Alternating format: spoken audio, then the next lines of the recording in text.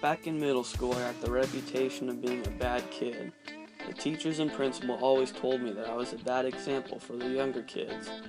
At my school, we had kids from kindergarten all the way up to 8th grade. I can't count the times throughout those years that I was told I was setting a bad example for the kids younger than me. I was also told often that I needed to think before I acted. Back at Capay, when you'd get in trouble, you'd get what we called a pink slip. This was a little pink piece of paper that you had to take home and have your parents sign. This way, they knew about what you had gotten in trouble for. I was so terrified of these. The first time I ever got one was in 4th grade for fake fighting with another kid in my class. I was so scared of my parents finding out that I hid the pink slip from them. Then when Mrs. Murphy asked me about it later that week, I made up a wild story. I told her that it must have fallen out of my pocket into the car. Then later that day, my mom had my sister vacuum out the car, so it must have gotten vacuumed up. She believed me. Then on a different day, my other teacher, Mr. Ballou, asked me about it. I told him that I had lost it at school. Long story short, both of my teachers talked to each other. They realized that I told them two different stories. My mom was called later that day and was told about the pink slip and how I'd lied to both of them. I got in huge trouble for that. It got easier over the years to tell my mom about getting a pink slip. After about my 17th one, she didn't lecture me anymore.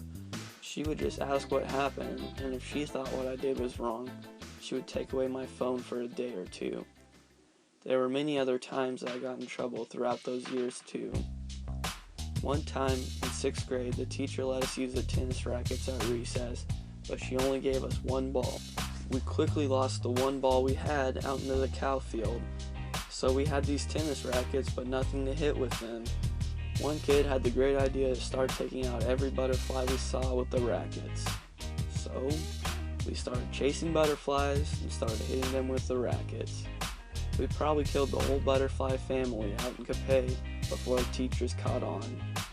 We all got in huge trouble for that. Apparently, that is the correct way to use a tennis racket.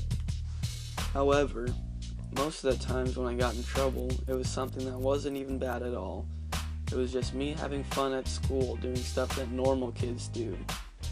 But because I had this reputation of being a bad kid, it was hard for teachers to see that I wasn't trying to cause any harm.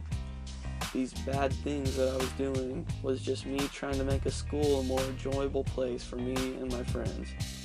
In my opinion, I was actually being a good role model for the younger kids. Just wasn't in the way that the teachers and principal wanted. I wasn't showing them how to be perfect little students, but looking back on those days, I realized that the lessons I was teaching them were much more important. I was teaching them that no matter what situation you're in, you can still have fun with it. And when you find a fun side to a sucky situation, you make the entire activity more fun. This, I believe.